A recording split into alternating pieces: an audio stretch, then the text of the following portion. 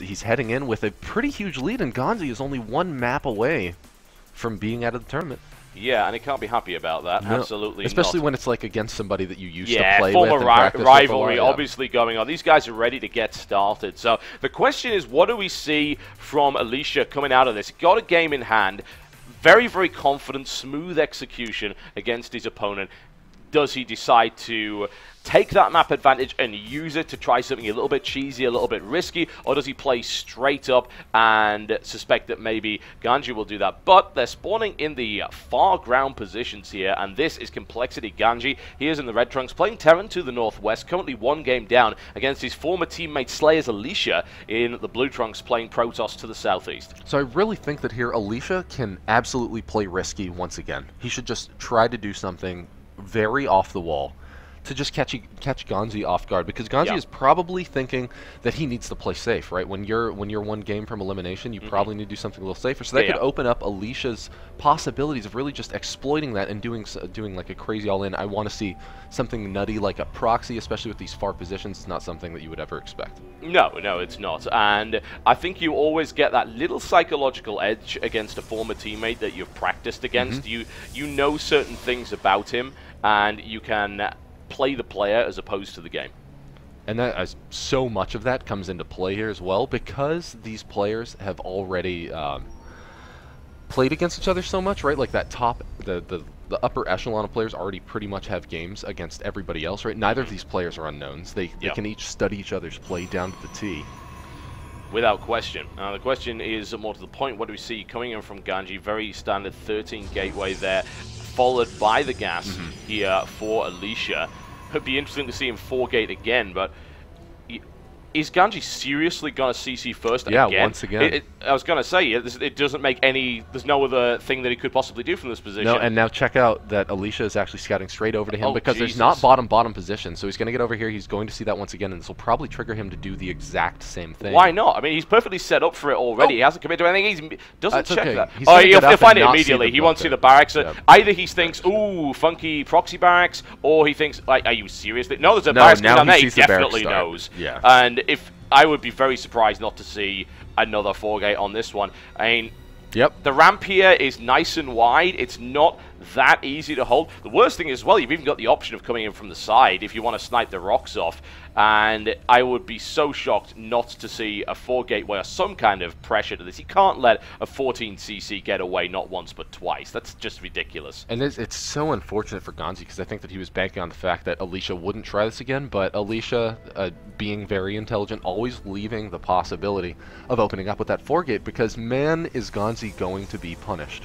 Yeah, he really, really is. I'm just waiting for the gateways to come down here, honestly. There's the Chrono Boost used on the gateway, which is interesting. They actually just getting out the Stalker for some quick pokes. He's going to expand. He's actually going to expand from here, as you can see, because he didn't start Warp Gate. Yeah. So it's very interesting that he chooses to do that. He gets the scout even earlier this time. Why do you think that he's decided, I'm just going to play straight up, I'm going to go for an expansion-based build? Because he's now essentially behind. Yeah, because Ganzi got to start his expansion at least a good chunk before he did. Now, maybe, okay, even higher level metagaming. Well, you think he fakes this? Well, where Ganzi assumes that, okay, Alicia now is going to probably end up 4-getting me and probably spends too much money on his defenses, whereas Alicia can then instead spend all of his resources on just advancing his own economy and his tech. But actually, this is possibly triggered Ganzi to make too many units. He's now adding an additional barracks. Yeah. So this can put Alicia in an awkward spot too. This is mind games now, without question. Look, there's even SCVs being pulled off the line here to deal with a harassment from a single Stalker and a Zealot. He does suspect that excellent control by Alicia. Gets away with both units. Yeah, absorbing just a few more of those Marine shots from those Gauss rifles onto the Stalker, only taking shield damage. So very nice play. Yeah, and the question is, what does he do from here to take advantage of his opponent pulling a lot of SCVs and actually building a hell of a lot of Marines? Once again, he's going to get away here. Great micro by the looks of it. Oh, down goes the Zealot. A slight slip-up, just as I say that. Trying once again to work on those Marines, do a little bit of damage here, and they give the illusion that pressure is coming. That barracks continues to be built. No cancel on that just yet. And the amount of barracks that are being built is, of course, holding the tech back. Because, look, they're consistently building building Marines, expecting an attack. He never gets an opportunity to build a tech lab. Maybe now that he thinks, well, perhaps it's not what I think it is, then there's the tech lab coming down. Adds a bunker, but he is still somewhat behind there. We're at 6 minutes 30. Ooh, yeah, Alicia's going to be a little bit careful there. We're at 6 minutes 35, and the tech lab's only just coming down. No sign of stim, no sign of concussive shell, combat shield, or a single marauder. Oh, well, it's safe to say that Ganzi's play was significantly messed with after Alicia got over there and scouted that information. Definitely. Because by now he would have already... I mean, stim is just starting. Yeah, very late. And +1 to be added on to that as well. And this is going to give all manner of interesting opportunities here. We've got the Robo coming up, could see a 2-base Colossus play. He's actually grabbing all 4 gas, so he's going to be doing something with that one way or the other. Could mess around with some DTs. He's got a wonderful selection of opportunities here. All sorts of different builds that he could pull off from this position.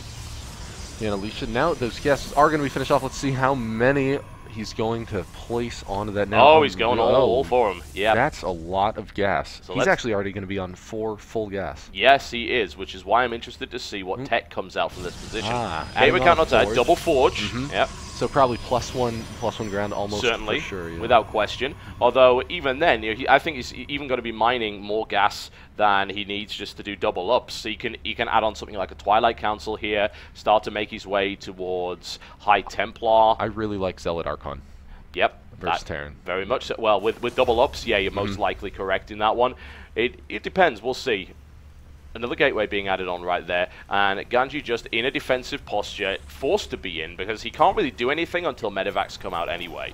So adding on yet another gateway as he adds on his robotic support mate as well. Colossus. So he's going to have that really heavy death ball pretty soon. Now Ganzi hasn't started his next command center quite yet. He is adding on his starport right now, so we're going to see those medevacs straight away.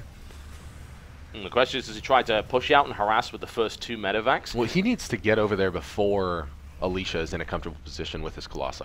Yeah, and can he do it more to the point? It's difficult to do so one way, though. If he goes for straight on attack on the ramp, there's plenty of sentry energy available there. Army is not large at all. You've got nice, greedy, tech-heavy play here from Alicia, but there is potentially an opportunity here.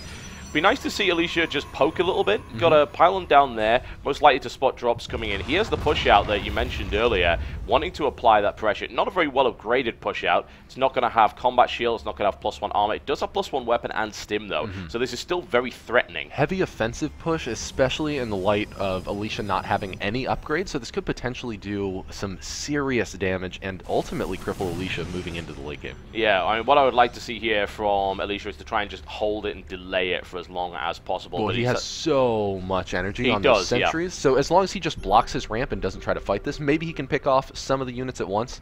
But now, Ganzi being very intelligent, moving around, just wants to open up another path. Exactly, because that just negates the sentry energy. You have the sentry you have to drop so many sentry force fields to make that work, because you've got the reinforcements coming in from the back, as you can see on the minimap, and you can actually go for a split push onto the natural. That's the really nasty thing about this map. So nasty, in fact, the more photon cannons being out and the Colossus is out. No extended thermal lance yet. Alicia's got to buy himself another minute. If he gets that, he'll have a second Colossus, an extended thermal lance, and at that point, I think Ganzi just has to pull back. Oh, wow, but we can see Ganzi, he is not giving up quite yet. He's now starting to move in there, although he can clearly see how much energy each of those sentries have, and he knows that if he engages poorly, if just for a second, he's going to lose the game. Time's slipping away, man. It's now or he has to back off, because that extended thermal lance is coming in. He goes and just pull that. Oh, force field's very, very nice right now, and these Colossus are going to have an absolute field day. Even without extended thermal lance, they decimate the army of Ganzi, who is thrown back convincingly there. Really nice force fields. Not a huge amount of energy left on them. He can warp in more. He does have a little bit, and Ganji's going to attempt to push now, but the extended thermal lance is done. A third Colossus is about to be added on. The Viking count's only at 2, and let's see what he does. He's actually going to Got to lift up and go into that main, because that's going to be the probably the best place for him to get back into this game. Now, there's a bunch of Zealots ready on the ground, but as long as he rides all the way around the bottom and tries to get off a full drop, he's going to be in great position moving back here. Oh, surprisingly enough, not spreading out those units as he unloads them. I guess hoping not necessarily a good idea, because the Colossi Welcoming Committee is here to try and deal with that, and they're able to do excellent damage. Force field even placed. I'm loving Alicia's force field, and that was excellent. Denies so so much harassment potential there. Ganzi is getting shut down at every opportunity here. Your drop in my base is negated by the fact that my Colossus can attack you from, like, my front ramp. Exactly. It doesn't really matter, does it? It could be throwing rocks for all I care. It's still doing the job.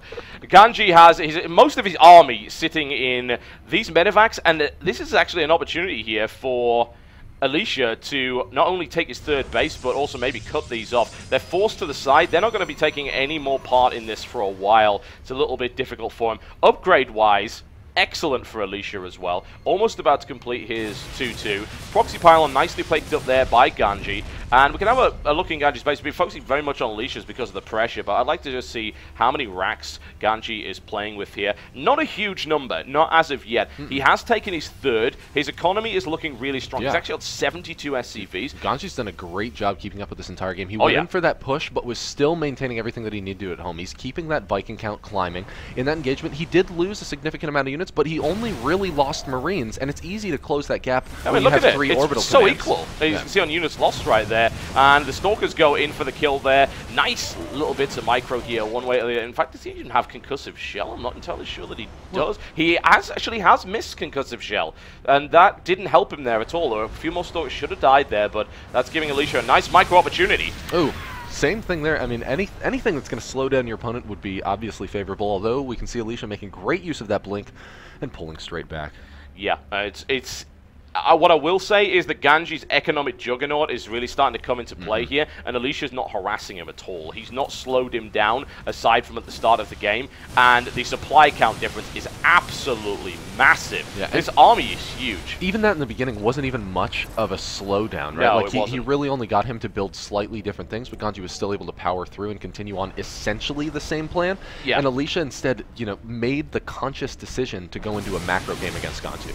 Yeah, all he really did, I suppose, was maybe delay Stim, which delayed the push, which allowed the Colossus to come out just that little bit earlier, which meant that any kind of front split push didn't work. And once again, blinking out, losing a couple of Stalkers here and there. And this is the problem right now. We've got Alicia just being a bit cute, honestly, playing with quite a small army, hit-and-run tactics. All Ganzi needs to do is bring down a sledgehammer on that third base and actually force an engagement. He is maxed out right now, and his economy is more than capable of supporting any kind of reinforcement. He's about to hit +2/+2 as well, so if he gets into that engagement there, he'll have equal upgrades. The tech advantage goes in favor, of course, of Alicia. Oh, wow. And now we actually see that a lot of those Templar have just enough energy for a storm, but will he be able to land them? He needs to land some very nice storms. They're just trying to keep back the army, not having to deal a terrible amount of damage. He just needs to make sure to buy himself enough time and get those up into a favorable position, using the Archons as a wall, pushing them up with the rest of the units that they can hopefully absorb a little bit of it, getting out there with the blink, and now starting to tear Ganji's army to shreds. But those Vikings are really doing work on those Colossi. Yeah, but they're not doing it fast enough. That's my concern. They really not. And now they're down. Blink Stalker's taken out, and here comes the counter push. He did not have enough Vikings. The Colossus remained alive, and he just lived too long, right? Yeah, like he had enough Vikings to kill it. They just didn't get in there quick enough and land their hits onto those Colossi. I always feel like Colossus in a fight they might as well not be permanent units. They might as well be timed summons, because they will die. It's just how fast do they die. It all comes down to basic pure math with that. And in this case, Alicia's Colossi remained alive for too long. There were not enough Vikings, even with the +1 upgrade going for +2 here. +3 is about to kick in, and now a 4th base taken here as well. And this is where the economy starts to run out of control for Alicia, because Ganzi was not able to slow this down. There's tons of chrono boost available. We've got the 4th base coming down. Probe count is where it needs to be, and Ganzi cannot build his army back up quick enough, whereas Alicia certainly can, sitting on 10 gateways, has all the tech he could possibly need to make this unpleasant. And we're seeing a split composition from Ganzi. He's going for Vikings and Ghosts, because he can't really let up on either of them. It's a nice combo of Colossi and Templar here. Yeah, and if those Templar are able to land any of their feedbacks or any of their Psy Storms favorably, Ganji's going to be in a rough spot, because he is sticking very much with that heavy ground army there, really only having the Vikings and the medevacs in the air. Indeed, and that's actually a hell of a lot of Ghosts coming in here, which is quite surprising. We've seen that actually, like, increasing. Oh, a very nice run by getting a couple Zealots up here. I wonder what is their kill count at? Will we catch it before it dies? That one's only at 3. We can Well, we can see how much it reduced it. He was about 7. Oh. Yes, not a huge number, really, Yeah. kill, but nice nonetheless. Like, at this stage, is he going to care about zealots? No. Yeah. I mean, it's minerals. He's got plenty of them. He's sitting on 4 bases with 72 probes. Minerals is not a big deal, which is why those are so cost-efficient harassment units at this stage. Nice and easy just to run them in and do some damage. And right now, Ganzi rebuilding this army. Both of these guys maxed out and posturing. And now we can see Alicia, so his window of advantage, I guess his like advantage window is just about to close as far as upgrades go, because Ganzi is just finishing up his 3-3 as he starts to move across the map. We also see Ganzi is now completely maxed out on his supply, and he's also moving across with all of those ghosts. Now in the last engagement, Ganzi did not have ghosts. This could make the difference. You know what I'm also worried about? Personal cloaking's about to kick in. There's only one observer on the map. If that gets picked off, in fact, I don't even know where the observer is. It doesn't appear to be with the army. Not here. It's not with the army. That could be potentially disastrous. Storm goes down, gets a good amount of damage, not amazing, and now we're going to see if those ghosts really come into play. They've got a hell of a lot of energy on them. Oh! Cloak is not finished yet. There it is. Cloak is now on, and the scan goes down. Oh, the storms are really nice, and Ganzi walks right into it, but still not a huge amount of damage done to either side. An excellent storm into the center here. Great damage, and now a big warp in, and that's the dangerous thing about late game Protoss. Oh no, and now Ganji's actually starting to get walked into a corner here as Alicia corners his army. Still not enough and Vikings. Destroys everything. No, once again did not learn from the That initial was mistake. brutal. That's the GG, ladies and gentlemen. And Alicia shuts down his teammate convincingly there. Overcommitting on the ghosts, not enough Vikings, and a nice composition, a really nice composition there from Alicia. I think that if he had just waited a little bit, right, that cloak was so close to finishing, and fortunately, like, there wasn't the observer there, but if he was able to just cloak with a couple of the ghosts and just land 2 or 3 EMPs before that fight, could have happened completely differently. Sniped off the Templar. I mean, there weren't even that many Templar. That's the thing. He could have taken them out. But all of the storms landed. They were super effective. Like, and Ganzi walks right into the first one, and the second one lands in the heart of it, and so much damage inflicted at that point. Right, and pretty much all of those Vikings took damage from the storms yes, too. They like, did. So they were easily then picked off. Yeah, he didn't even have that many. They were well upgraded. All credit to him. He kept up with his upgrades there, but it doesn't really matter one way or the other. You still need a good number of them when your opponent's on 3-3 and it's already got +1 shield. Colossi are not going to fall quickly. And as we saw there, the Colossi, once again, they do the damage. Doesn't matter if they die as long as they do the damage to be worthwhile. And a crushing blow dealt there by Alicia, who once again showing excellent dominance in this tournament. And that is Complexity Ganzi out. Yeah, that's going to end his tournament run. But man, Alicia could potentially have a pretty solid run ahead of him. But, I mean, you know, he's not out of the woods quite yet. Everybody at this tournament is just so strong. We've actually seen a fair amount of really crazy upsets so far. One of them actually 2 in a row, most notably. One of the biggest ones was, I mean, Goody beat MMA this morning. Incredible. Yeah. That was incredible. And then right out of that, Grubby turned around and 2-0'd Goody. So Grubby is on fire.